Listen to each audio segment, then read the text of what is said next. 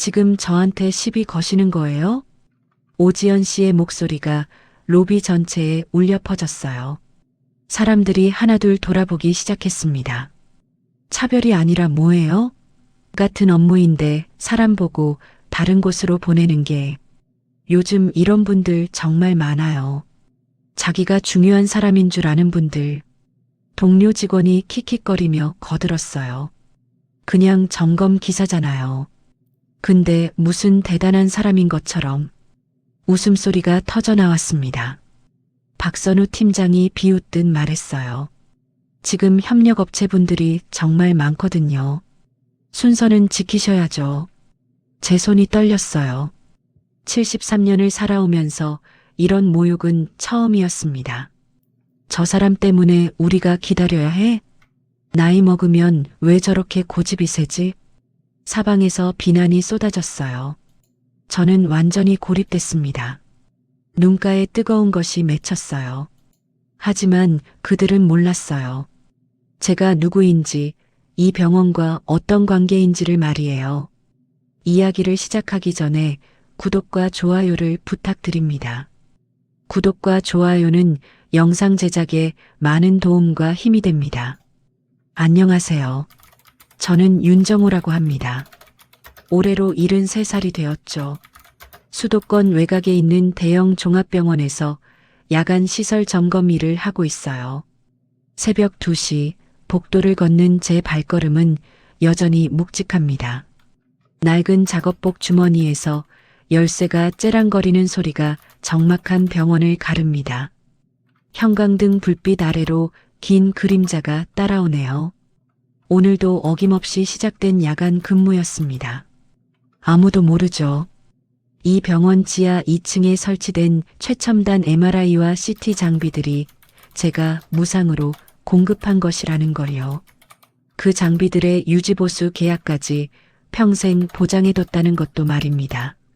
그런데 지금 제가 하는 일이라곤 화장실 전등이 나갔는지 확인하고 복도 바닥에 물이 새는 곳은 없는지 살피는 거예요. 참 아이러니하죠. 한때는 국내 의료기기 유통시장을 처음 개척한 사람이었는데 말입니다. 그때는 모든 병원장들이 제게 깍듯하게 인사했었어요. 하지만 지금은 그냥 야간 점검 기사일 뿐이죠. 누구도 제 과거를 알지 못합니다. 사실 이 일을 시작한 건 우연이었어요. 5년 전 아내가 세상을 떠난 후 집에만 있으니 너무 적막했거든요. 그래서 무작정 일자리를 찾았는데 하필 제가 장비를 기증한 이 병원에서 야간 근무자를 구한다는 거예요. 그때는 그냥 운명이라고 생각했습니다. 첫날 면접을 볼 때가 기억나네요. 박선우 행정팀장이 저를 위아래로 훑어보더군요. 41살의 그는 실적에만 목말라 하는 사람이었어요. VIP 민원제로 성과로 승진을 노리고 있다고 하더라고요. 어르신, 야간 근무 힘들 텐데 괜찮으시겠어요? 그때 그의 말투에서 이미 느꼈죠. 저를 그저 나이 많은 일꾼 정도로 여기고 있다는 걸요. 하지만 저는 조용히 고개만 끄덕였습니다. 네, 괜찮습니다. 열심히 하겠습니다. 그렇게 시작된 이 일이 벌써 5년째예요. 매일 밤 이 복도를 걸으면서 생각해 봅니다. 과연 제가 여기서 무엇을 찾고 있는 건지 말이에요. 오늘 낮에도 있었던 일이에요. 1층 접수 창구에서 일하는 오지연 씨가 어떤 할머니에게 퉁명스럽게 대하는 걸 봤거든요. 32살의 그녀는 환자들을 겉모습으로만 판단하는 습관이 있어요. 보험증 가져오셨어요? 아, 의료급여군요. 저쪽 창구로 가세요. 그 할머니가 수납할 돈이 부족하다고 하자 오지연 씨의 표정이 확 굳어지더라고요. 마치 귀찮다는 듯이 말했죠. 그럼 검사를 연기하시든지요. 돈 준비되면 다시 오세요. 할머니는 고개를 푹 숙이고 나가셨어요. 뒷모습이 너무 초라해 보였습니다. 그런데 바로 다음 환자는 고급 정장을 입은 중년 남성이었거든요. 오지연 씨의 태도가 180도 바뀌더라고요. 안녕하세요, 고객님. 어떤 검사 받으러 오셨나요? 목소리 톤부터 달랐어요. 웃는 얼굴로 친절하게 안내하는 모습을 보니 참 씁쓸했습니다. 이 병원의 문화가 그래요. 돈 있어 보이는 사람만 VIP 대우를 받습니다. 겉모습으로 사람을 판단하죠. 하지만 정작 이 병원이 제대로 운영될 수 있는 건 제가 기증한 장비들 덕분인데 말이에요. 새벽 3시 지하로 내려가는 계단을 천천히 걸었습니다. 이곳이 제가 가장 오래 머무는 곳이에요. MRI실과 CT실이 있거든요. 기계들이 윙윙거리는 소리가 들려왔어요. 24시간 돌아가는 이 장비들을 보면 묘한 감정이 듭니다. 잘 돌아가고 있구나. 혼잣말로 중얼거리며 장비들을 하나씩 점검했어요. 온도는 정상이고 습도도 괜찮네요. 이 장비들이 얼마나 비싼 건지 아는 사람은 저뿐일 거예요. 한 대당 수십억 원짜리거든요. 그런데 지금은 그저 야간 점검 기사가 확인하는 기계일 뿐이죠. 아무도 모르죠. 제가 왜 이런 일을 하고 있는지 말이에요. 사실 저에게는 간절한 소망이 하나 있거든요. 언젠가는 이 병원 사람들이 환자를 겉모습이 아니라 진심으로 대했으면 한다는 거예요. 의료진이든 행정직원이든 상관없이요. 그래서 매일 밤 이렇게 돌아다니며 관찰하고 있는 거죠. 언제 기회가 올지 모르거든요. 제가 직접 나서서 이 잘못된 문화를 바꿀 수 있는 순간이 말이에요. 새벽 4시 마지막 점검을 마치고 사무실로 돌아왔습니다. 낡은 의자에 앉아 점검 일지를 작성하면서 생각해 봤어요. 오늘도 별일 없이 지나갔네요. 하지만 마음 한구석이 불안했습니다. 이대로 계속 지켜보기만 할 수는 없잖아요. 분명 언젠가는 참을 수 없는 일이 벌어질 거예요. 그때 제가 과연 조용히 있을 수 있을까요? 작업복 주머니에서 오래된 명함 하나를 꺼냈어요. 구겨지고 빛바랜 명함이었지만 여전히 선명하게 적혀 있었죠. 대한의료기기 대표이사 윤정호. 이 명함을 꺼내본 게 언제였던가요? 벌써 몇 달이 지났네요. 하지만 오늘따라 자꾸 만지작거리게 되더라고요. 왠지 곧 이걸 써야 할 때가 올 것 같아서 말이에요. 새벽 5시 교대 시간이 되었습니다. 아침 근무자가 들어오면서 인사했어요. 수고 많으셨습니다. 윤 기사님. 네, 별일 없었어요. 편히 쉬세요. 그렇게 대답하며 퇴근 준비를 했습니다. 하지만 마음은 편하지 않았어요. 오늘 봤던 할머니의 초라한 뒷모습이 자꾸 떠올랐거든요. 집으로 가는 길에 아내 산소에 들렀습니다. 5년 전부터 계속해온 습관이에요. 조용한 공원 묘지에서 아내에게 오늘 있었던 일들을 털어놓았어요. 여보, 나는 지금 뭘 하고 있는 걸까요? 그냥 구경만 하고 있는 건 아닐까요? 차가운 바람이 뺨을 스쳤습니다. 아내가 대답하는 것 같았어요. 때가 되면 알 거라고, 조금만 더 기다리라고 말이죠. 그래요. 아직은 때가 아닌가 봅니다. 하지만 분명히 그 순간이 올 거예요. 그때는 더 이상 가만히 있지 않을 겁니다. 제가 누구인지, 이 병원과 어떤 관계인지 모두에게 보여줄 거예요. 지금은 그저 야간 점검을 하는 73살 할아버지일 뿐이죠. 하지만 언젠가는 이 병원을 바꿀 수 있을 거라고 믿습니다. 그날을 위해 오늘도 조용히 기다리고 있어요. 오후 2시 저는 평소처럼 병원을 찾았습니다. 손에는 낡은 서류 가방이 들려 있었어요. 야간 점검 보고서를 제출하러 온 거였죠. 그저 그런 평범한 하루 일과였습니다.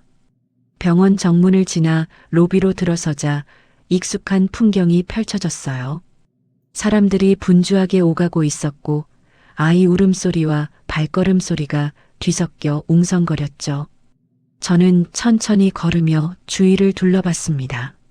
낡은 작업복을 입은 제 모습이 이곳의 깔끔한 분위기와 어울리지 않는다는 걸 알고 있었거든요. 오른쪽에는 VIP 전용 접수 창구가 있었어요. 고급스러운 가죽 소파에는 정장을 차려입은 사람들이 여유롭게 앉아 있었죠. 창구 직원들도 정중한 자세로 서비스하고 있었고요. 반면 왼쪽 일반 접수 창구 앞에는 긴 줄이 서 있었습니다. 저는 망설이지 않고 일반 접수 창구로 향했어요. 번호표 발급기 앞에 서서 버튼을 눌렀습니다. 62번이 나왔네요.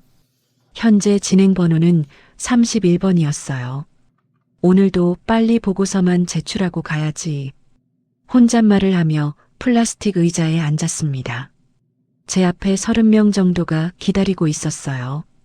평소보다 조금 많았지만 익숙한 풍경이었죠. 그런데 옆자리에 앉으신 할머니가 계속 기침을 하시는 거예요.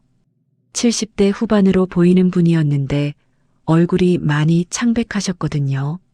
손수건으로 입을 가리며 힘겹게 숨을 쉬고 계셨습니다. 괜찮으세요? 저도 모르게 물어봤어요. 할머니가 고개를 돌리시며 힘없이 웃으셨죠. 아, 네. 괜찮아요. 그냥 감기가 좀 심해서요. 하지만 보기에도 상태가 심각해 보였어요. 숨을 쉴 때마다 가슴이 거칠게 오르내렸고 이마에는 식은땀이 맺혀 있었거든요. 할머니, 응급실로 가시는 게 좋을 것 같은데요. 아니에요. 예약 시간이 있어서요. 한 달 전에 미리 잡아놓은 거라 취소하면 안 돼요. 그 말을 들으니 가슴이 아팠습니다. 아마 경제적으로 여유가 없으셔서 응급실 진료비 부담을 걱정하고 계신 모양이었어요. 시간이 흘러 번호는 조금씩 올라갔습니다. 40번, 45번, 50번. 그런데 할머니의 상태는 점점 악화되는 것 같았어요. 기침 소리도 더 거칠어졌고 몸을 앞으로 숙이며 힘들어 하셨거든요. 할머니, 정말 괜찮으세요? 네. 조금만 참으면 돼요. 하지만 말을 마치자마자 할머니가 갑자기 의자에서 휘청하시는 거예요. 그리고 그대로 바닥에 쓰러지셨습니다. 주변 사람들이 놀라며 소란을 피웠어요. 할머니, 저는 재빨리 일어나 할머니를 부축했습니다. 의식은 있으셨지만 숨을 제대로 쉬지 못하고 계셨어요. 누군가 의료진을 불러주세요. 큰 소리로 외쳤지만 아무도 움직이지 않았어요. 모두들 그냥 쳐다만 보고 있었죠. 어떤 사람은 휴대폰으로 동영상까지 찍고 있더라고요.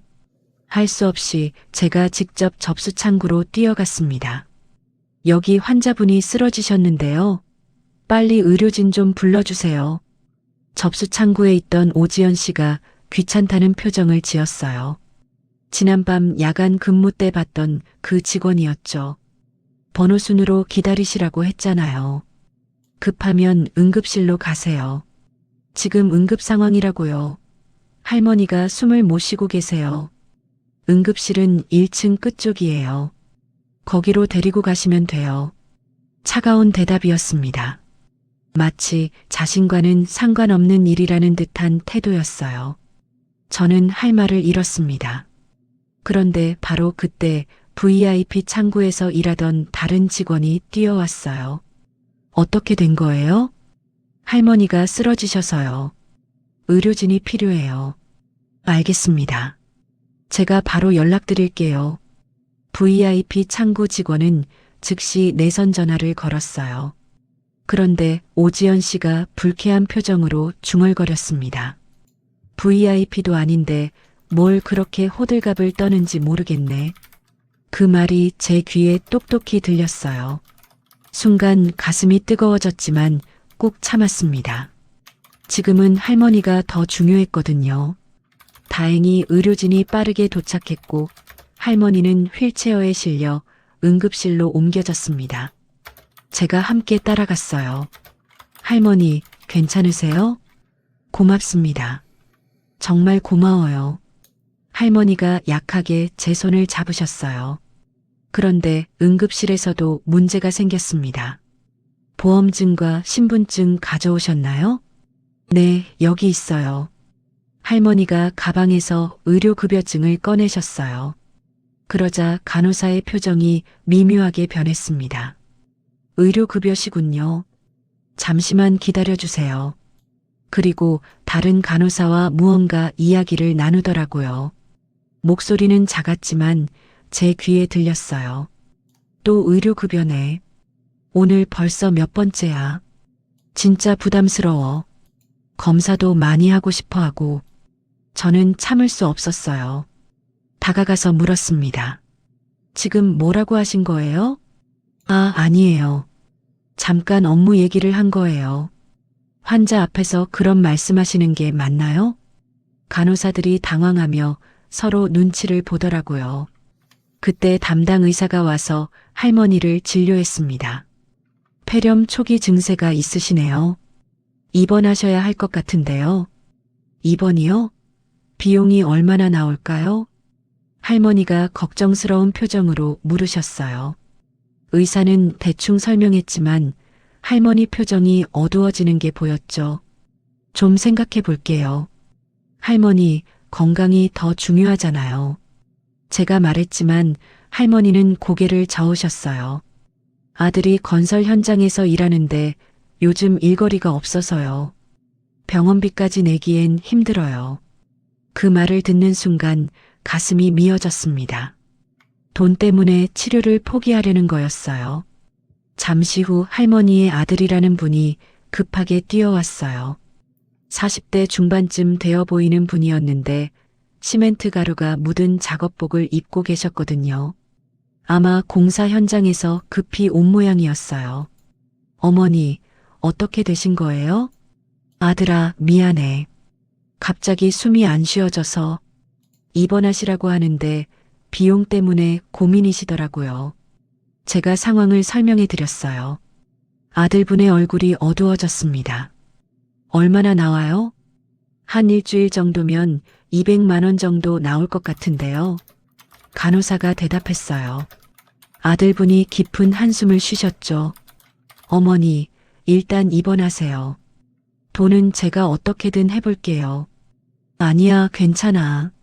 집에 가서 약이나 먹을게. 안 돼요. 폐렴은 위험해요. 그때 제 마음속에서 무언가 끌어올랐습니다.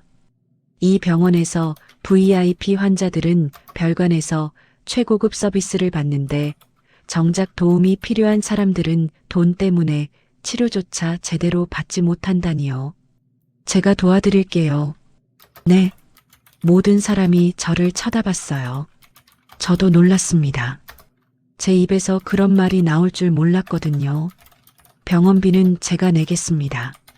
할아버지, 그러시면 안 돼요. 저희가 어떻게... 괜찮습니다. 제가 내겠다고 했으니까 치료받으세요. 하지만 간호사가 끼어들었어요. 잠깐만요. 보증인이 되시려면 신분확인이 필요해요. 신분확인이요? 네, 신분증과 소득증명서류요. 병원비를 확실히 낼 수 있는지 확인해야 하거든요. 제가 낡은 작업복을 입고 있으니 의심스럽다는 거였어요. 순간 화가 났지만 참았습니다. 신분증은 여기 있습니다. 신분증을 내밀었지만 간호사는 여전히 의심스러운 표정이었어요. 할아버지 연세도 많으시고 병원비가 만만치 않은데요. 제가 낼 수 있다고 했잖아요. 일단 원무과에서 상담받으셔야 할 것 같아요. 결국 원무과로 가야 했습니다. 그런데 거기서도 똑같은 일이 벌어졌어요. 어르신, 200만 원이라는 돈이 적지 않은데요. 정말 괜찮으신가요? 괜찮다고 했잖아요. 그래도 가족분들과 상의하셔야. 끝없는 의심과 확인 과정이었어요. 마치 제가 거짓말을 하고 있다는 듯한 태도였죠. 결국 1시간이 넘게 걸려서야 보증 절차가 끝났습니다. 할머니는 입원실로 옮겨졌고 아들분이 계속 고맙다며 인사하셨어요. 하지만 저는 기분이 좋지 않았습니다. 이 과정에서 느낀 시선들이 불쾌했거든요. 마치 제가 능력도 없으면서 오지랖을 부린다는 식이었어요. 병원을 나서면서 생각했습니다. 오늘 일은 단순한 해프닝이 아니었어요. 이 병원에 뿌리 깊게 박힌 문제를 똑똑히 본 거였죠. 겉모습으로 사람을 판단하고 경제력으로 환자를 차별하는 문화. 그리고 그것을 당연하게 여기는 직원들의 태도까지. 주머니 속 명함이 자꾸 만져졌어요. 오늘따라 유독 무겁게 느껴졌습니다. 이건 단순한 일이 아니라는 직감이 들었어요. 분명 더 큰 문제가 숨어 있을 거예요. 그리고 언젠가는 제가 나서야 할 때가 올 것 같았습니다. 집으로 가는 발걸음이 무거웠어요. 마음 한구석이 불안했거든요. 할머니 입원 절차를 마치고 다시 1층 로비로 내려왔을 때 시간은 이미 오후 4시가 넘어 있었습니다. 보고서를 제출해야 했어요. 박선우 팀장이 늦으면 싫어한다는 걸 알고 있었거든요. 일반 접수 창구로 향했지만 여전히 긴 줄이 서 있었어요. 하지만 어쩔 수 없었습니다. 제 차례를 기다려야 했죠. 드디어 제 순서가 되었어요. 62번을 불렀을 때 저는 천천히 창구로 다가갔습니다. 오지연 씨가 컴퓨터 화면을 보고 있다가 고개를 들었어요. 그녀의 시선이 제 낡은 작업복을 위아래로 훑쳤습니다. 순간 표정이 변했어요. 미간을 살짝 찌푸리며 귀찮다는 듯한 한숨을 쉬었죠. 용무가 뭐세요? 목소리부터 차가웠어요. 아까 정장 입은 중년 남성에게 했던 친절한 말투와는 완전히 달랐죠. 야간 점검 보고서 제출하러 왔습니다. 아, 시설 기사분이시군요. 오지연 씨가 고개를 끄덕이며 말했어요. 그런데 바로 이어진 말이 저를 당황하게 했습니다. 시설 기사분들은 지하 행정 창구 이용하셔야 해요. 여긴 환자와 보호자용 창구거든요. 네. 지하 1층 끝에 보면 행정실이 있어요.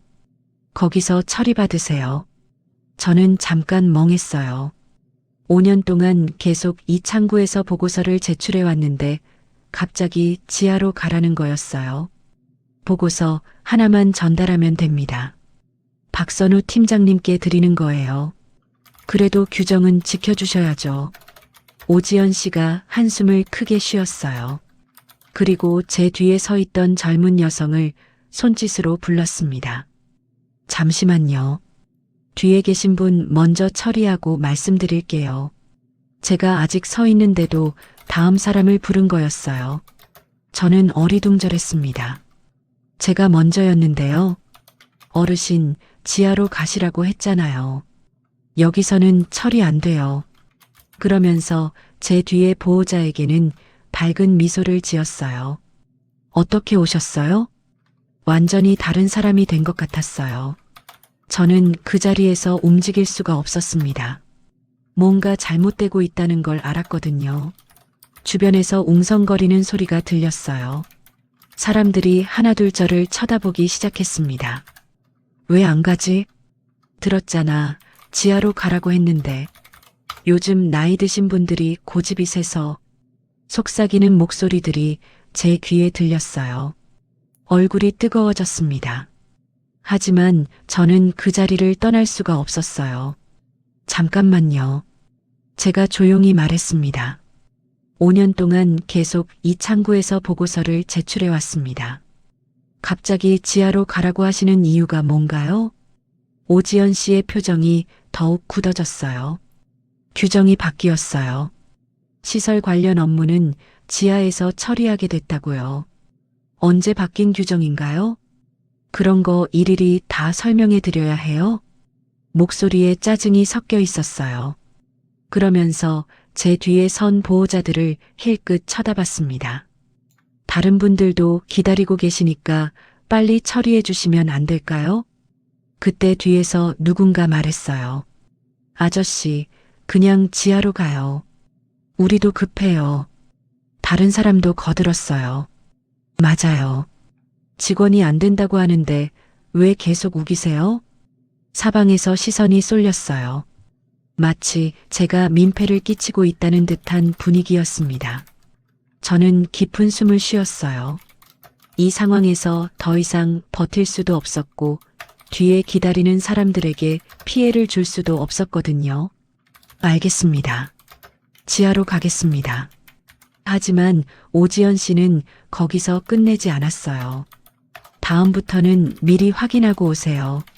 시간 낭비예요. 그 말이 제 가슴을 찔렀어요. 마치 제가 무식해서 규정도 모르고 온 것처럼 취급하는 거였죠. 지하로 향하는 계단을 내려가면서 생각했습니다. 정말 규정이 바뀐 걸까요?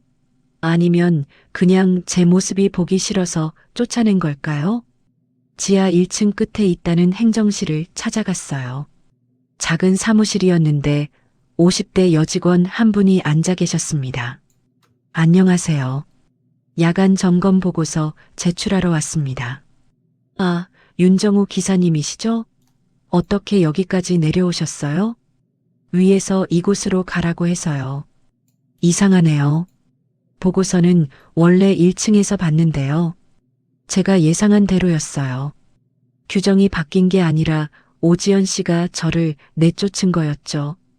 그럼 다시 올라가시겠어요? 아니에요. 여기서 처리해 주시면 안 될까요? 물론이죠. 저도 박 팀장님께 전달해 드릴 수 있어요. 다행히 친절한 분이었어요. 보고서를 건네주며 감사 인사를 드렸습니다. 하지만 마음은 편하지 않았어요. 지하에서 나와 1층으로 올라가는 길에 계속 생각했습니다. 방금 전 일은 단순한 실수가 아니었어요. 오지연 씨가 의도적으로 저를 차별한 거였죠. 제 복장을 보고 함부로 대해도 된다고 판단한 거예요. 로비를 지나가는데 아까 그 접수 창구가 보였어요. 오지연 씨는 여전히 환자들을 받고 있었습니다. 그런데 제가 보는 앞에서 또 다른 일이 벌어졌어요. 60대쯤 되어 보이는 할아버지가 창구에 서 계셨어요. 수술복 같은 걸 입고 계셨는데 아마 병원에서 일하시는 분 같았어요. 수납 확인서 떼러 왔습니다. 신분증 있으세요? 할아버지가 신분증을 내밀자 오지연 씨가 확인했어요. 그런데 표정이 또 변하더라고요. 이 업무는 2층 원무과에서 처리해야 해요. 예, 전에는 여기서 해주셨는데요. 규정이 바뀌었어요. 2층으로 가세요. 똑같은 패턴이었어요. 복장을 보고 사람을 판단해서 다른 곳으로 돌리는 거였죠. 저는 더 이상 참을 수 없었어요. 창구로 다가갔습니다. 잠깐만요. 오지연 씨가 놀란 듯 저를 쳐다봤어요. 또 뭐세요? 방금 그분도 저처럼 다른 곳으로 보내셨는데 정말 규정이 바뀐 건가요? 그런 거 왜 물어보세요? 어르신과는 상관없는 일이잖아요. 상관 있어요. 저도 같은 일을 당했거든요. 주변이 조용해졌어요. 사람들이 무슨 일인지 쳐다보기 시작했습니다. 어르신, 지금 뭐 하시는 거예요? 오지연 씨의 목소리가 높아졌어요. 복장을 보고 사람을 차별하는 게 맞나요? 차별이요? 지금 무슨 소리 하시는 거예요? 정장 입은 분들한테는 친절하게 대하시면서 작업복 입은 사람들은 다른 곳으로 돌리시잖아요. 오지연 씨의 얼굴이 빨갛게 달아올랐어요. 지금 저한테 시비 거시는 거예요? 시비가 아니라 사실을 말하는 거예요. 그때 관리자로 보이는 남자가 다가왔어요. 30대 후반쯤 되어 보이는 사람이었는데 명찰에는 김 과장이라고 적혀 있었어요. 무슨 일이세요? 오지연 씨가 먼저 말했어요. 이 어르신이 저한테 시비를 걸고 있어요. 차별한다고 억지를 쓰시네요. 차별이 아니라 뭐예요? 같은 업무인데 사람 보고 다른 곳으로 보내는 게. 김 과장이 저를 쳐다봤어요. 낡은 작업복을 입은 제 모습을 보더니 표정이 미묘하게 변했습니다. 어르신, 혹시 어떤 문제가 있으셨나요? 정중한 척하지만 이미 오지연 씨 편을 든 목소리였어요. 보고서 제출하러 왔는데 지하로 가라고 해서요. 5년 동안 계속 이 창구에서 처리했는데 말이에요. 아, 그건 최근에 업무 효율성을 위해서 구분한 거예요. 이해해 주세요. 그럼 언제부터 그렇게 된 건가요? 그런 세부적인 건 일일이 설명드리기 어려워요. 모호한 대답이었어요. 그리고 김 과장이 주변 사람들을 의식하며 말했습니다. 다른 고객분들도 기다리고 계시니까 이 정도에서 정리하시죠. 완전히 저를 문제 제기자로 몰아가는 분위기였어요. 주변 사람들의 시선도 차갑게 변했습니다. 저 사람 때문에 우리가 기다려야 해? 나이 먹으면 왜 저렇게 고집이 세지? 직원이 설명했으면 그냥 가면 되는 건데. 속삭이는 목소리들이 들렸어요. 저는 완전히 고립된 기분이었습니다. 그때 제 마음속에서 뭔가 끌어올랐어요. 참을 수 없었어요. 주머니에서 오래된 명함을 꺼냈습니다. 구겨지고 빛바랜 명함이었지만 거기에는 분명히 적혀 있었죠. 대한의료기기 대표이사 윤정호. 이걸 보시고도 같은 말씀을 하실 건가요? 명함을 김 과장에게 건네줬어요.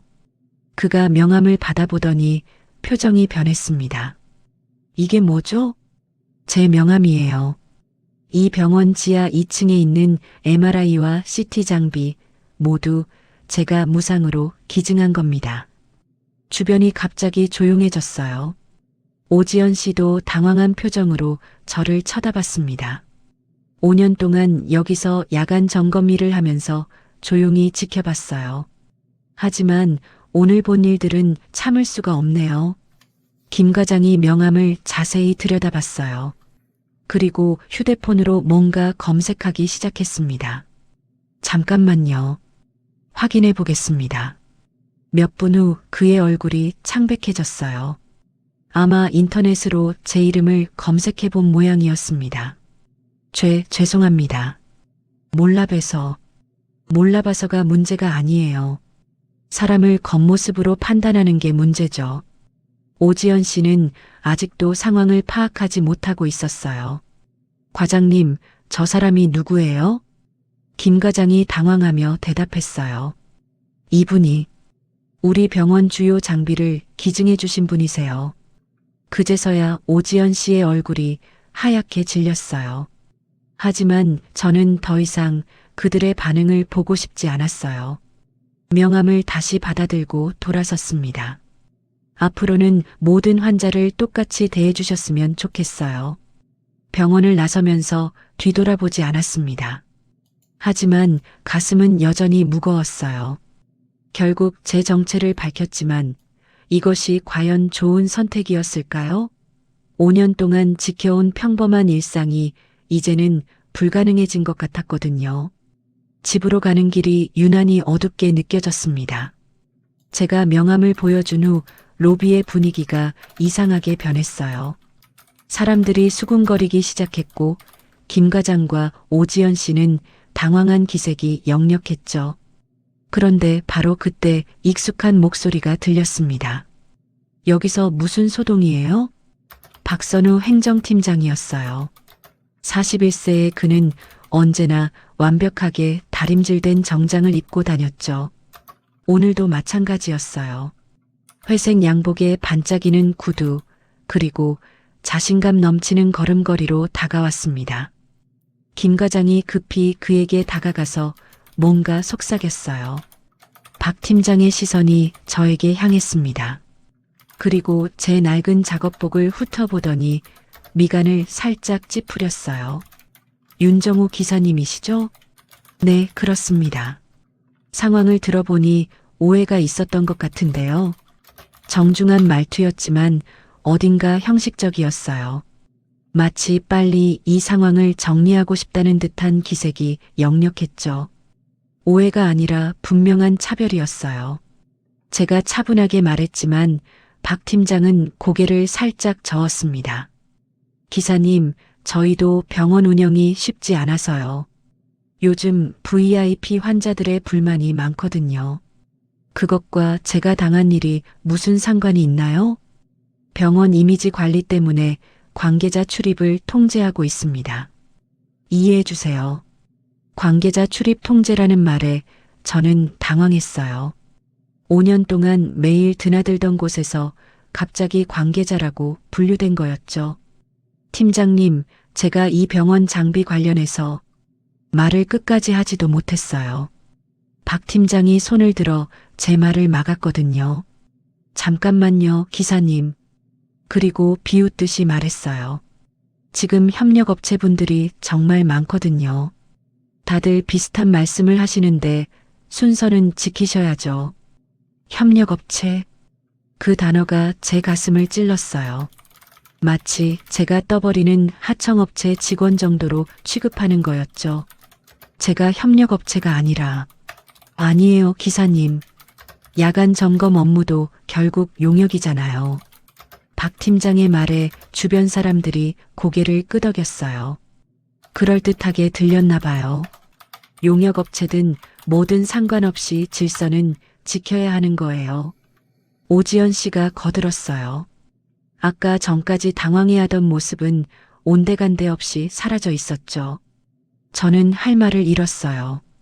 제가 무엇을 설명하려고 해도 그들은 들으려 하지 않았습니다. 이미 저를 하찮은 존재로 규정해버린 거였어요. 팀장님, 그럼 제 명함을 다시 한번 보시겠어요? 명함이요? 박 팀장이 김 과장을 쳐다봤어요. 김 과장이 머뭇거리며 명함 얘기를 했나 봐요. 요즘 명함은 누구나 만들 수 있어요. 인터넷에서 주문하면 하루 만에 나오거든요. 충격적인 말이었어요. 제 명함을 가짜라고 의심하는 거였죠. 진짜 명함입니다. 확인해 보시면. 기사님, 지금 병원이 바쁘거든요. 이런 식으로 업무를 방해하시면 곤란해요. 박 팀장의 목소리가 점점 차가워졌어요. 방해가 아니라 정당한 의견 제시예요. 의견이요? 지금 여기가 고객센터인 줄 아세요? 주변에서 킥킥거리는 소리가 들렸어요. 누군가 저를 비웃고 있었습니다. 그때 VIP 접수 창구에서 일하던 직원이 다가왔어요. 30대 초반으로 보이는 여직원이었는데 오지연 씨와는 달리 단정한 인상이었죠.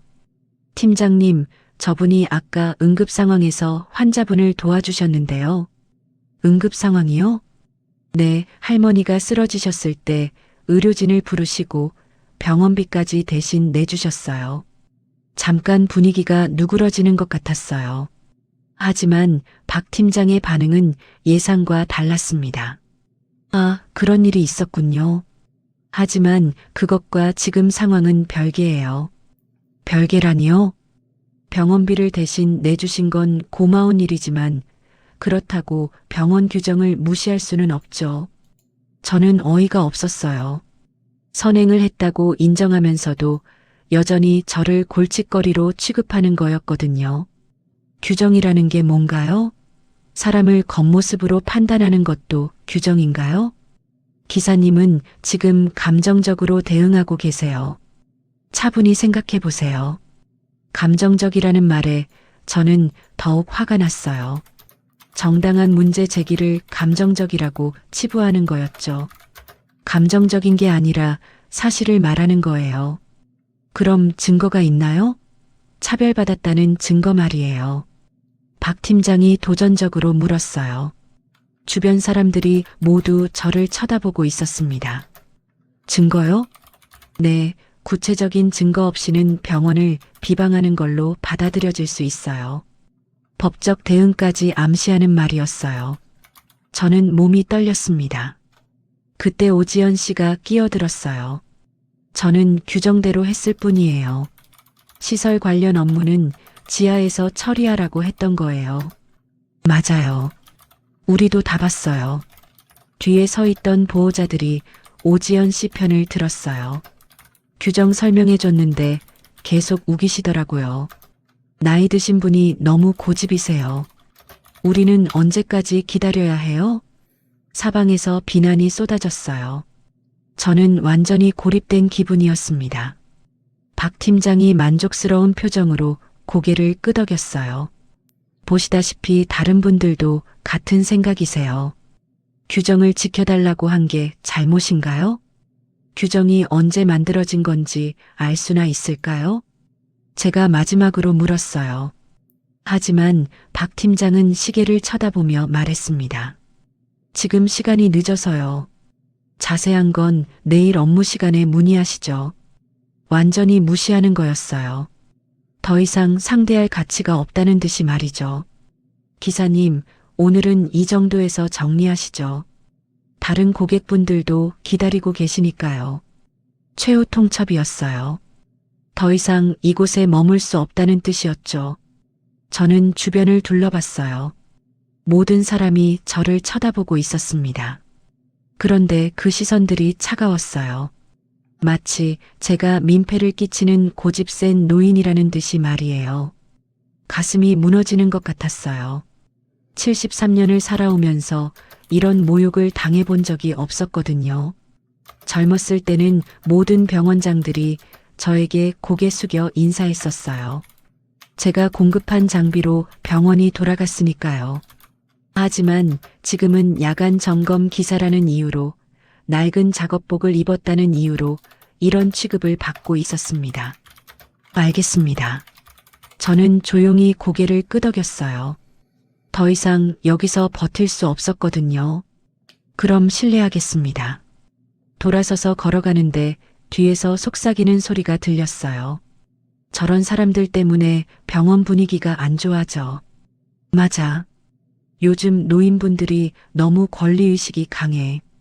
직원들도 참 힘들겠다. 한 걸음 한 걸음 내디딜 때마다 가슴이 조여왔어요. 정문을 나서자 차가운 바람이 뺨을 스쳤습니다. 저는 병원 앞 벤치에 주저앉았어요. 다리에 힘이 빠져서 더 이상 걸을 수가 없었거든요. 손이 떨렸어요. 분노 때문이었을까요? 아니면 서러움 때문이었을까요? 저도 모르겠었어요. 주머니에서 구겨진 명함을 꺼냈습니다. 대한의료기기 대표이사 윤정호. 이제는 무의미한 글자들 같았어요. 과거의 영광이 뭐가 중요한가요? 지금 현실에서는 그냥 귀찮은 노인일 뿐인데 말이에요. 눈가에 뭔가 뜨거운 게 맺혔어요. 눈물이었습니다. 73년을 살면서 이렇게 무력함을 느껴본 적이 없었어요. 아내가 살아있었다면 뭐라고 했을까요?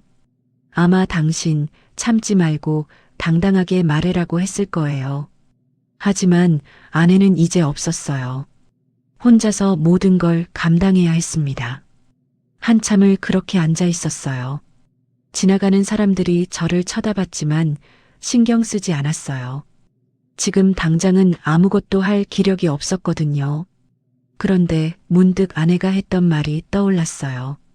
당신이 포기하면 누가 그 사람들을 도와줄 거예요? 그래요. 제가 포기하면 안 되는 거였어요. 오늘 할머니처럼 도움이 필요한 사람들이 또 있을 테니까요. 저는 천천히 일어섰어요. 다리는 여전히 떨렸지만 마음은 조금씩 단단해지고 있었습니다. 오늘 당한 모욕을 잊지 않을 거예요. 하지만 그것 때문에 주저앉지는 않을 거예요. 박선우 팀장과 오지연 씨, 그리고 저를 무시한 모든 사람들에게 보여줄 거예요. 제가 누구인지, 이 병원과 어떤 관계인지 말이에요. 더 이상 조용한 야간 점검 기사로 살지 않을 거예요. 이제는 진짜 모습을 드러낼 때가 된 것 같았어요. 집으로 가는 길에 다시 한번 뒤돌아봤습니다. 저 안에서 지금도 누군가는 차별받고 있겠죠. 하지만 곧 바뀔 거예요. 제가 바꿔놓을 거니까요. 눈빛이 달라졌어요. 더 이상 슬픔이나 분노가 아니었어요. 단단한 결심이었죠. 내일부터는 다른 윤정호가 될 거예요. 박선우 팀장과의 대화가 끝나고 저는 여전히 접수 창구 앞에 서 있었어요. 보고서를 제출하지 못한 채로 말이죠.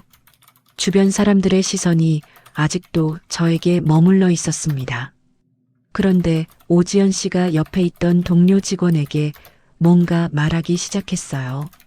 목소리를 작게 했지만 제 귀에는 또렷하게 들렸습니다. 요즘 이런 분들 정말 많아요. 어떤 분들요? 자기가 중요한 사람인 줄 아는 분들.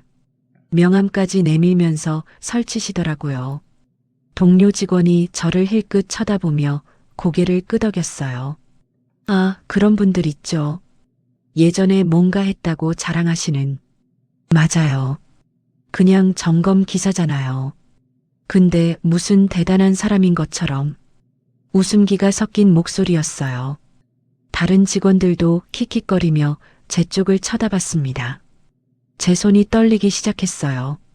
가방 손잡이를 꽉 쥐었지만 떨림은 멈추지 않았습니다. 오래된 무릎 통증까지 더해져서 다리가 욱신거렸어요. 할아버지, 괜찮으세요? 누군가 걱정스럽게 물었지만 저는 대답할 수 없었어요. 목구멍이 막힌 것 같았거든요. 사람들의 웃음소리가 귓가에 맴돌았습니다. 그 소리들이 점점 커져서 머릿속을 어지럽혔어요. 저는 더 이상 설명하지 않기로 결심했습니다. 아무리 말해봐야 소용없을 것 같았거든요. 이미 저를 우스운 늙은이로 낙인 찍은 사람들에게 무슨 말을 해도 의미가 없었어요. 가방에서 반쯤 꺼냈던 보고서를 다시 넣었습니다. 종이가 바스락거리는 소리가 유난히 크게 들렸어요. 그때 갑자기 30년 전 일이 떠올랐습니다. 첫 번째 의료기기를 납품했던 날이었어요. 작은 병원이었지만 제게는 중요한 첫 거래처였죠. 그때도 저를 의심하는 시선들이 있었어요. 이런 젊은 사람이 의료기기를 제대로 하나? 외국 제품 아니면 믿을 수 없는데. 하지만 그때는 달랐어요. 증명할 수 있었거든요. 장비의 성능을, 저의 실력을, 회사의 신뢰성을 보여줄 수 있었어요. 그런데 지금은 뭘 증명할 수 있나요? 과거의 영광은 이미 끝났고 현재의 저는 그냥 야간 점검을 하는 73세 할아버지일 뿐이었어요. 무릎이 더욱 아파왔어요. 오래 서 있기가 힘들었습니다. 하지만 주저앉을 수도 없었어요. 더 많은 웃음거리가 될 테니까요. 아내 얼굴이 떠올랐습니다. 5년 전 병원에서 마지막으로 제 손을 잡았던 그 순간이요. 여보, 사람들이 당신을 어떻게 생각하든 상관없어요. 당신이 어떤 사람인지 나는 알고 있으니까. 그때 아내는 제가 누구인지 알아봐주는 마지막 사람이었어요. 이제 그 사람도 없어졌는데 저는 누구에게 인정받고 살아야 하는 걸까요? 가슴이 답답했어요. 숨을 깊게 쉬어도 시원하지 않았습니다. 주변에서는 여전히 속삭이는 소리가 들렸어요. 저 나이에 저러면 안 되는데. 가족들이 좀 말려야지. 요즘 노인분들이 고집이 너무 세. 모든 말이 제 심장을 찌르는 것 같았어요. 73년을 살아오면서 이런 무력감을 느껴본 적이 없었습니다. 저는 조용히 돌아서기로 했어요. 더 이상 여기 있을 이유가 없었거든요. 보고서도 제출하지 못했고 존중받지도 못했으니까요. 한 걸음씩 걸어가는데 발걸음이 무거웠어요. 마치 온 세상의 무게가 어깨에 올려진 것 같았습니다. 그런데 문득 또 다른 기억이 스쳐갔어요. 제가 처음 이 병원에 장비를 기증했을 때였습니다. 당시 원장이 저에게 했던 말이 기억났어요. 윤 사장님 덕분에 많은 환자분들이 도움받을 수 있을 거예요. 정말 고맙습니다. 그때는 뿌듯했어요. 제가 한 일이 의미 있다고 생각했거든요. 하지만 지금 그 병원에서 저는 어떤 대접을 받고 있나요? 제가 기증한 장비로 환자들을 치료하면서도 정작 저는 귀찮은 존재 취급을 받고 있었어요. 세월이 이렇게 무서운 거구나 싶었습니다. 모든 공로는 잊혀지고 현재의 모습만으로 판단받는 게 현실이었어요. 눈가가 뜨거워졌어요. 하지만 눈물은 흘리지 않았습니다. 여기서 울면 정말 끝인 것 같았거든요. 정문 앞에 다다랐을 때 한 번 더 뒤돌아봤습니다. 저 안에서 지금도 누군가는 차별받고 있을 거예요. 돈이 없다는 이유로, 보잘것없어 보인다는 이유로 말이에요. 그런데 저는 더 이상 도와줄 수 있는 힘이 없는 것 같았어요. 아니, 아예 자격이 없는 건지도 모르죠. 차가운 바람이 뺨을 스쳤습니다. 겨울이 다가오고 있었어요. 집으로 가는 길에 저는 계속 걸었어요. 발걸음은 무거웠지만 멈출 수가 없었습니다. 마음속에서 뭔가 끓어오르고 있었거든요. 문득 20년 전 일이 떠올랐어요. 그때가 이 병원과 인연을 맺은 시작이었죠. 2005년 가을이었습니다. 제가 50대 중반이었을 때였어요. 대한의료기기는 이미 국내 최대 규모로 성장해 있었고 저는 업계에서 누구나 아는 인물이었죠. 그날 이 병원의 김태호 원장이 제 사무실을 찾아왔었어요. 60대 초반의 그는 의사로서의 열정이 넘치는 분이었습니다. 윤 사장님, 부탁드릴 일이 있어서 찾아뵈었습니다. 어떤 일이신지요? 저희 병원이 증축을 하고 있는데요. MRI와 CT 장비 도입에 어려움이 있어서요. 김 원장의 표정이 어두웠어요. 자세히 들어보니 상황이 심각했습니다. 병원 증축 과정에서 예상보다 공사비가 많이 들었대요. 그래서 핵심 장비인 MRI와 CT를 살 돈이 부족해진 거였죠. 은행에서 대출을 받으려고 했는데 담보가 부족하다고 거절당했어요. 얼마나 부족하신가요? 총 15억 원 정도예요. 정말 큰 돈이죠. 15억 원. 당시에도 만만치 않은 금액이었어요. 하지만 저에게는 불가능한 액수가 아니었죠. 장비 없이는 병원 운영이 어려우시겠네요. 네, 이미 환자분들에게 예약을 받아놨는데요. 장비가 없으면 다른 병원으로 가셔야 해요. 김 원장의 목소리에 절실함이 묻어 있었어요. 의사로서의 사명감이 느껴졌죠. 그럼 제가 도와드리겠습니다. 정말이세요? 네, 개인 명의로 전액 보증해 드릴게요. 김 원장이 깜짝 놀랐어요. 15억 원을 개인이 보증한다는 게 쉬운 일이 아니었거든요. 하지만 조건이 있을 텐데요. 조건이요? 제가 웃으며 말했어요. 사람 살리는 기계엔 조건이 없어야죠. 김 원장의 눈가에 눈물이 맺혔어요. 그리고 자리에서 일어나 깊이 허리를 숙였습니다. 정말 감사합니다. 평생 잊지 않겠습니다. 괜찮습니다. 좋은 일에 쓰이는 거니까요. 그렇게 MRI 2대와 CT 1대가 도입됐어요. 당시로서는 최신 장비들이었죠. 제가 직접 독일과 미국에서 들여온 거였습니다. 장비 설치가 끝나고 개원식이 있었어요. 그날 김 원장이 제게 말했었죠. 윤 사장님을 공식 후원자로 발표하고 싶은데요. 하지만 저는 고개를 저었어요. 필요 없어요. 그냥 환자분들 잘 치료해 주시면 돼요. 하지만 이런 큰 도움을 받고도 알리지 않으면 안 되죠. 아닙니다. 저는 뒤에서 조용히 돕는 걸 좋아해요. 결국 제 이름은 어디에도 새겨지지 않았어요. 공식적인 기록에도 남지 않았죠. 그저 익명의 후원자로만 처리됐습니다. 하지만 김 원장은 약속을 지켰어요. 그 병원은 정말 환자 중심의 병원이 됐거든요. 돈이 있든 없든 모든 환자를 똑같이 대했죠. 저도 가끔 병원에 들러서 장비 상태를 확인했어요. 김 원장은 항상 고맙다며 정중하게 인사했습니다. 윤 사장님 덕분에 많은 환자분들이 살았어요.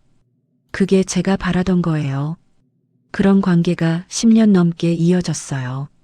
김 원장이 정년 퇴임할 때까지 말이죠. 그런데 5년 전부터 분위기가 바뀌었어요. 새로운 원장이 부임하고 병원 운영 방식도 달라졌죠.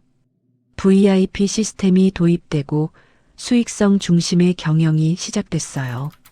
박선우 팀장 같은 사람들이 권력을 잡기 시작했고요. 환자를 돈으로 판단하는 문화가 퍼졌습니다. 그리고 오늘 제가 직접 그 차별을 경험한 거였어요. 집 앞에 도착했을 때 저는 결심을 굳혔어요. 더 이상 조용히 있을 수 없었습니다. 거실 서랍에서 20년 된 서류들을 꺼냈어요. 당시 장비 기증 관련 계약서들이었죠. 변호사가 작성한 정식 문서들이었어요. 서류를 보니 제가 얼마나 세심하게 조건을 달아놨는지 알 수 있었어요. 장비 유지 보수는 물론이고 환자 차별 금지 조항까지 넣어뒀거든요. 본 장비는 환자의 경제적 상황이나 사회적 지위에 관계없이 동등하게 사용되어야 한다. 바로 이 조항이었어요. 계약서 3조에 명시된 내용이었죠. 휴대폰을 꺼내 김태호 전 원장에게 연락했어요. 정년 퇴임 후에도 가끔 안부를 주고받았거든요. 윤 사장님, 안녕하세요. 무슨 일이세요? 원장님, 병원에 문제가 있는 것 같아서요. 상황을 설명하자 김 전 원장의 목소리가 굳어졌어요. 그런 일이 있었다고요? 말이 안 돼요. 제가 직접 겪은 일이에요. 당장 병원에 가보겠어요. 이건 제가 나서야 할 문제예요. 다음 날 아침 저는 평소보다 일찍 병원에 갔어요. 하지만 이번에는 작업복이 아니라 정장을 입었습니다. 20년 전에 입었던 그 양복이었어요. 로비에는 이미 김 전 원장이 와 있었어요. 그리고 그 옆에는 현재 원장인 이성민 원장도 서 있었죠. 윤 사장님, 정말 죄송합니다. 이 원장이 깊이 고개를 숙였어요. 김 전 원장이 상황을 설명한 모양이었습니다.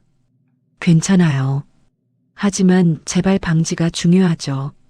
그때 박선우 팀장이 다가왔어요. 어제와는 완전히 다른 모습이었습니다. 얼굴이 하얗게 질려 있었거든요. 죄송합니다. 몰라 봬서요. 몰라서가 문제가 아니에요. 환자 차별이 문제죠. 오지연 씨도 멀찍이서 이쪽을 쳐다보고 있었어요. 어제 당당하던 모습은 온데간데 없이 사라져 있었죠. 김 전 원장이 계약서를 꺼내 보였어요. 이 병원의 핵심 장비는 모두 윤 사장님이 기증해 주신 겁니다. 그리고 환자 차별 금지는 명확한 계약 조항이에요. 이 원장이 계약서를 보더니 더욱 당황했어요. 이런 조항이 있었다니요. 정말 죄송합니다. 조항을 몰랐다는 게 변명이 될까요? 기본적인 인간 존중도 하지 않으면서요. 제 목소리가 차가웠어요. 어제의 굴욕이 떠올랐거든요. 박선우 팀장이 변명하려고 했어요. 사장님, 저희도 병원 운영이 어려워서요. VIP 시스템은 수익을 위해서 수익 때문에 환자를 차별해도 된다는 말씀이세요? 그런 뜻이 아니라. 그럼 어떤 뜻이에요? 명확하게 말씀해 보세요. 박 팀장이 말을 잇지 못했어요. 변명할 여지가 없었거든요. 그때 로비에 있던 사람들이 하나둘 상황을 지켜보기 시작했어요. 어제와는 완전히 뒤바뀐 모습이었죠. 저분이 누구예요? 병원 장비를 기증해 주신 분이래요. 어제 그 할아버지가 웅성거리는 소리가 들렸어요. 어제 저를 무시했던 사람들의 표정이 변하고 있었습니다. 이 원장이 직원들을 불러 모았어요. 앞으로 모든 환자분들을 동등하게 대해주시기 바랍니다. 오늘 일어난 일은 절대 재발되어서는 안 됩니다. 오지연 씨가 고개를 숙이며 사과했어요. 죄송합니다. 앞으로 조심하겠어요. 하지만 제게는 형식적인 사과로 들렸어요. 조심이 아니라 기본입니다. 환자를 인간으로 보는 건 기본 중에 기본이에요. 제 말에 오지연 씨가 더 이상 대답하지 못했어요. 김 전 원장이 제게 말했어요. 윤 사장님, 정말 죄송해요. 제가 있을 때는 이런 일이 없었는데. 원장님 잘못이 아니에요. 시스템의 문제죠. 저는 이 원장을 쳐다봤어요. 앞으로 어떻게 할 계획이신가요? 직원 교육을 다시 실시하겠습니다. 그리고 환자 차별 방지를 위한 규정도 만들겠어요. 말만 하지 마시고 실행해 주세요. 계약 위반 시에는 장비 회수도 가능하다는 걸 아시죠? 이 원장의 얼굴이 더욱 굳어졌어요. 장비를 회수당하면 병원 운영이 불가능해지니까요. 박선우 팀장이 떨리는 목소리로 말했어요. 사장님, 정말 죄송합니다. 다시는 이런 일이 없도록 하겠습니다. 팀장님, 어제 제가 뭐라고 했는지 기억하세요? 죄송합니다. 기억이. 저한테 협력업체라고 하셨죠. 순서 지키라고도 하셨고요. 박 팀장이 식은땀을 흘렸어요. 그때는 몰랐어서. 몰랐다고요? 제가 5년 동안 여기서 일했는데도 몰랐다고요? 죄송합니다. 사과로 끝날 문제가 아닙니다. 저는 계약서를 가리키며 말했어요. 계약 조건을 위반했으니까 재계약을 검토해야 할 것 같네요. 이 원장이 깜짝 놀랐어요. 사장님, 그렇게 하시면 안 됩니다. 환자분들이 피해를 보게 돼요. 환자들은 이미 피해를 보고 있었어요. 차별받으면서 말이에요. 주변이 조용해졌어요. 모든 사람들이 긴장한 표정으로 지켜보고 있었습니다. 다시 한번 기회를 드릴게요. 하지만 조건이 있어요. 어떤 조건이신지요? 모든 직원에 대한 재교육, VIP 시스템 개선, 환자 차별 방지 시스템 구축. 이 세 가지를 한 달 내에 완료해 주세요. 네, 꼭 그렇게 하겠습니다. 그리고 실행 과정을 제가 직접 점검하겠어요. 박선우 팀장의 얼굴이 완전히 무너졌어요. 어제까지의 거만함은 온데간데 없이 사라져 있었죠. 저는 로비를 둘러보며 마지막으로 말했어요. 환자는 모두 소중한 존재입니다. 돈이 있든 없든 어떤 옷을 입든 상관없이 말이에요. 그 말이 로비 전체에 울려 퍼졌어요. 어제 저를 무시했던 사람들이 고개를 숙이고 있었습니다. 20년 만에 다시 찾은 제자리였어요. 하지만 이번에는 더 중요한 의미가 있었죠. 단순히 기증자로서가 아니라 환자의 권리를 지키는 사람으로서 말이에요. 다음 날 오전, 저는 평소보다 일찍 병원에 도착했어요. 하지만 이번에는 작업복이 아니라 20년 전에 입었던 진한 회색 정장을 차려입었습니다. 오래된 서류 가방에는 계약서, 사본들이 들어 있었어요. 로비를 지날 때 평소 같으면 접수 창구로 향했겠지만 이번에는 곧장 엘리베이터를 탔습니다. 5층 병원장실로 올라가는 길이었어요. 엘리베이터 안에서 거울을 봤습니다. 73세의 나이가 무색할 정도로 단정한 모습이었어요. 정장 효과인지 어깨가 더 꼿꼿해 보였습니다. 병원장실 문을 노크했어요. 들어오세요.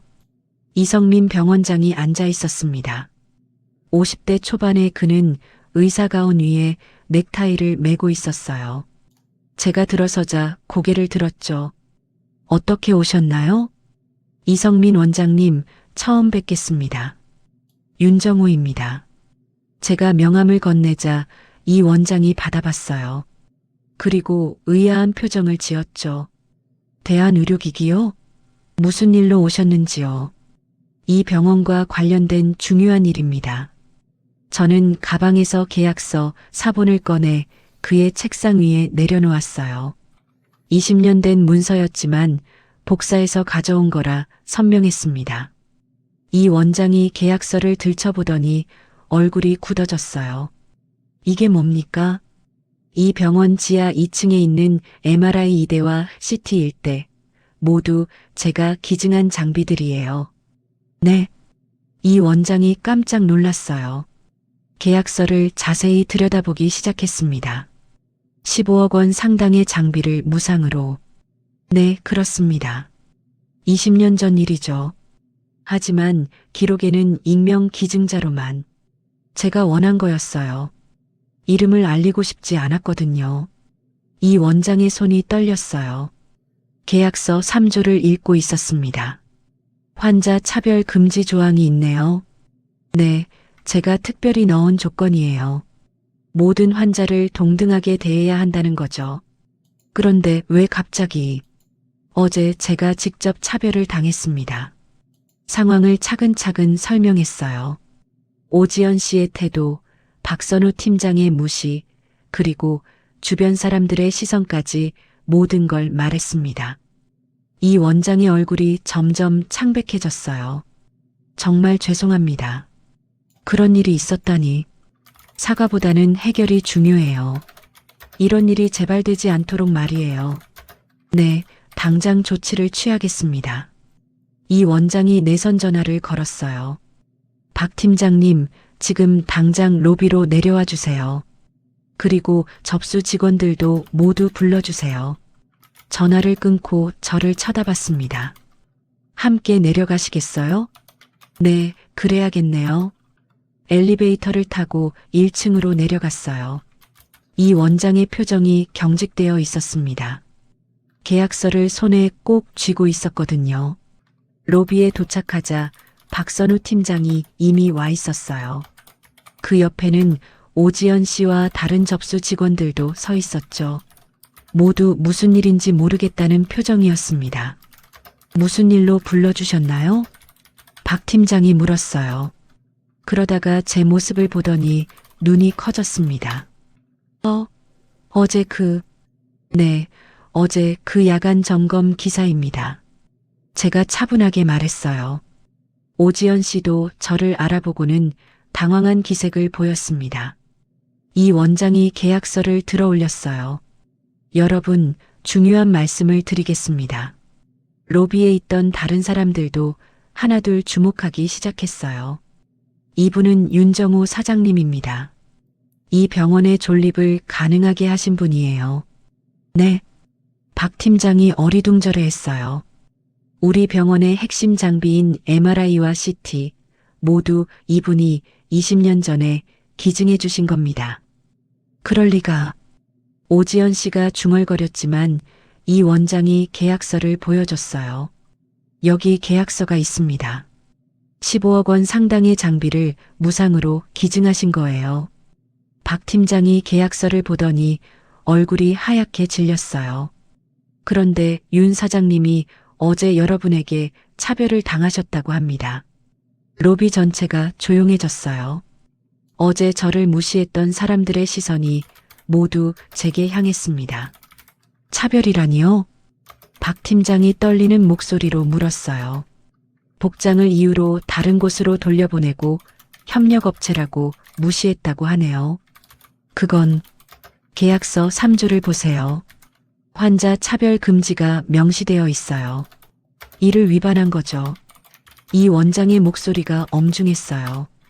박 팀장은 더 이상 변명할 수 없었습니다. 오지연 씨가 고개를 푹 숙였어요.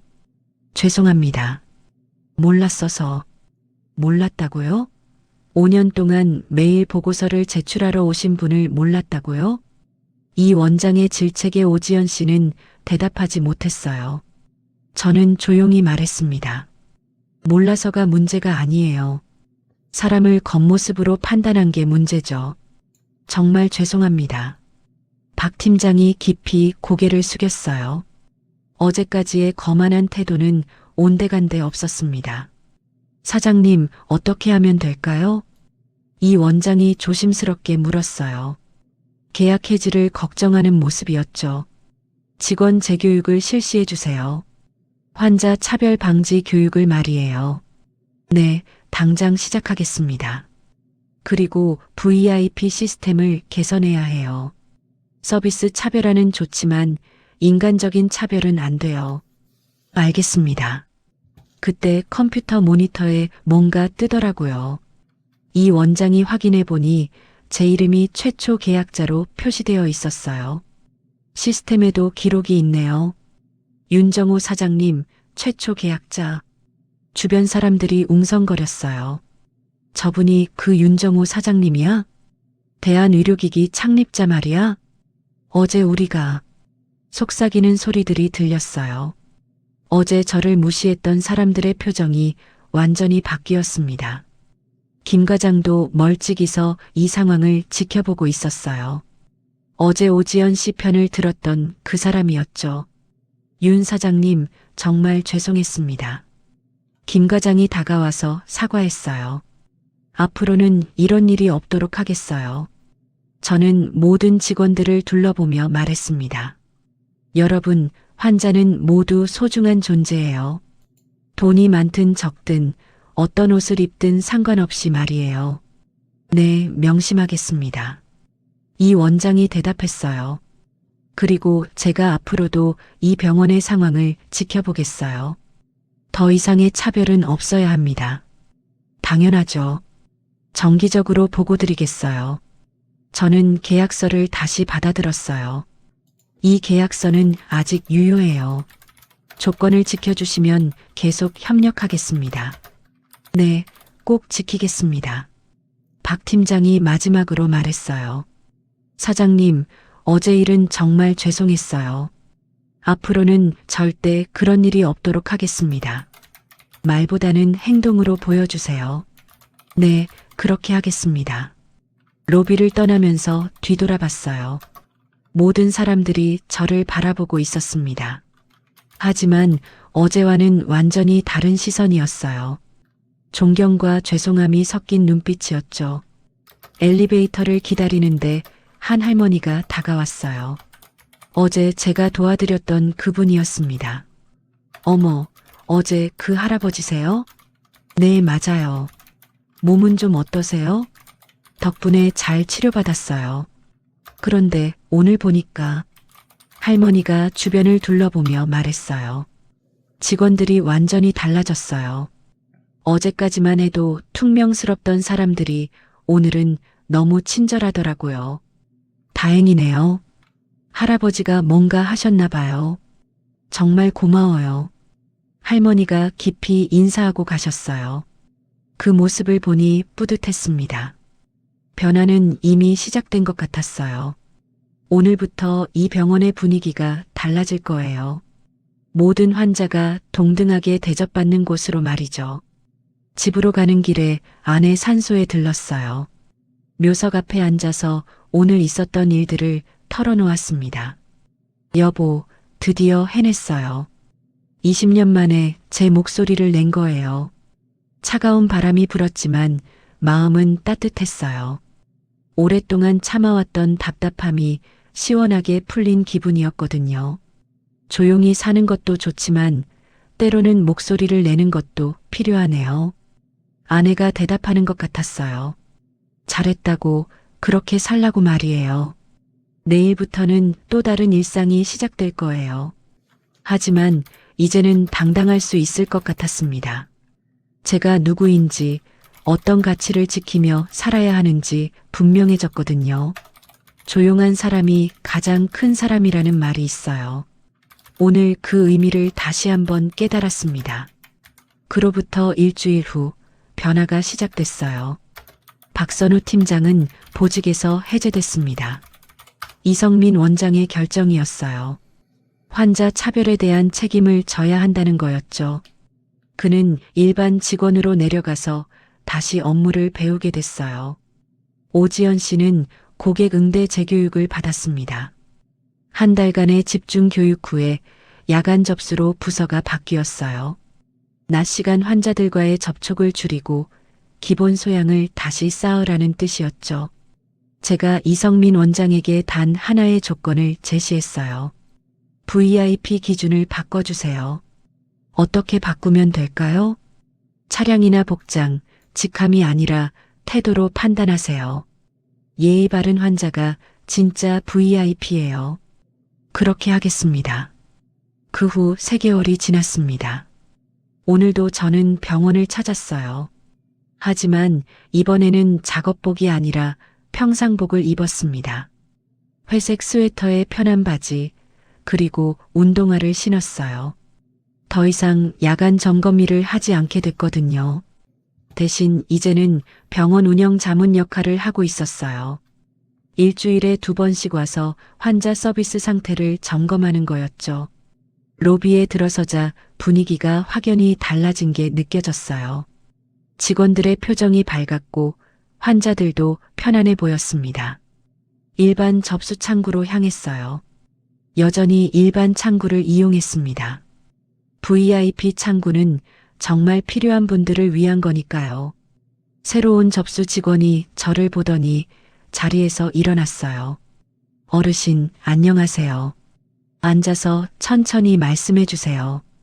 정중하면서도 따뜻한 목소리였어요. 3개월 전과는 완전히 다른 모습이었죠. 야간 점검 관련 보고서 제출하러 왔어요. 아, 윤정호 사장님이시군요. 잠시만 기다려주세요. 직원이 내선 전화를 걸었어요. 그런데 어투가 예전과 달랐습니다. 명령조가 아니라 협조를 구하는 말투였어요. 원장님께서 바로 내려오신다고 하세요. 괜찮습니다. 급하지 않아요. 플라스틱 의자에 앉아 주변을 둘러봤어요. 한 할머니가 접수를 보고 계셨는데 직원이 정말 친절하게 안내하고 있었어요. 할머니, 이쪽 서류만 작성해 주시면 돼요. 글씨 쓰시기 어려우시면 제가 도와드릴게요. 고마워요. 눈이 잘 안 보여서 천천히 하세요. 시간 많으니까요. 보기 좋은 장면이었어요. 3개월 전이라면 상상할 수 없었던 모습이었죠. 이성민 원장이 내려왔어요. 사장님 오셨군요. 어떠세요? 많이 달라졌죠? 네, 정말 좋아졌어요. 직원 교육 효과가 있는 것 같아요. 환자 만족도도 많이 올랐고요. 다행이네요. 그때 멀리서 익숙한 얼굴이 보였어요. 오지연 씨였습니다. 야간 근무로 바뀐 후 처음 보는 거였어요.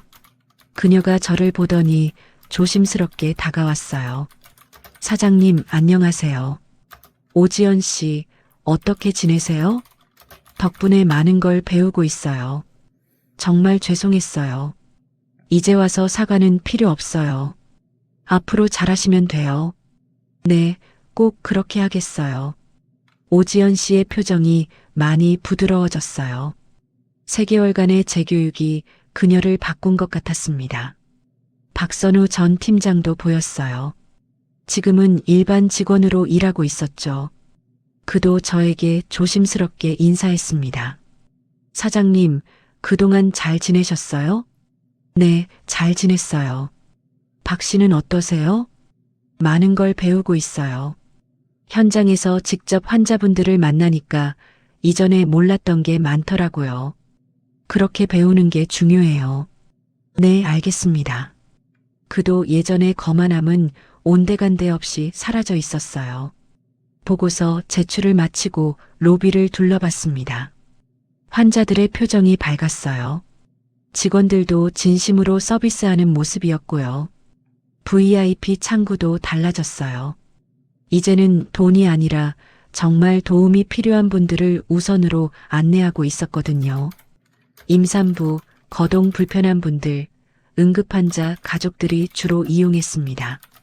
갑자기 3개월 전 일이 떠올랐어요. 그때의 굴욕감과 무력함이 다시 밀려왔습니다. 하지만 이번에는 쓰라린 기억이 아니었어요. 변화를 만들어낸 소중한 경험이었죠. 눈가가 뜨거워졌어요. 하지만 이번에는 슬픔이 아니라 기쁨의 눈물이었습니다. 아내가 살아있었다면 뭐라고 했을까요? 아마 당신이 해낸 거예요 라고 말했을 거예요. 집으로 가는 길에 문득 깨달았어요.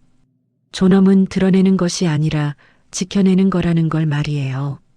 제가 과거의 영광을 자랑하려고 명함을 꺼낸 게 아니었어요. 모든 환자의 존엄을 지키기 위해서였죠. 그리고 사람은 언제든 어디서든 자신의 태도를 통해 다시 평가받는다는 것도 배웠어요. 박선우 씨도 오지연 씨도 변할 수 있었으니까요. 아내 산소에 들렀습니다. 오늘도 어김없이 근황을 이야기했어요. 여보, 이제 마음이 편해졌어요. 제가 원했던 병원이 됐거든요. 따뜻한 햇살이 얼굴을 비췄어요. 아내가 미소 짓는 것 같았습니다. 내일도 병원에 갈 거예요. 하지만 이제는 점검이 아니라 격려차 가는 거죠. 변화를 지켜보고 더 나은 방향으로 이끌어가기 위해서요. 73세의 새로운 삶이 시작됐어요. 나이는 숫자일 뿐이라는 말이 이제야 실감나네요. 모든 사람은 존중받을 자격이 있어요. 그 누구든 어떤 모습이든 상관없이 말이에요. 그것이 제가 배운 가장 소중한 교훈입니다. 오늘도 누군가는 어디선가 무시당하고 있을지도 몰라요.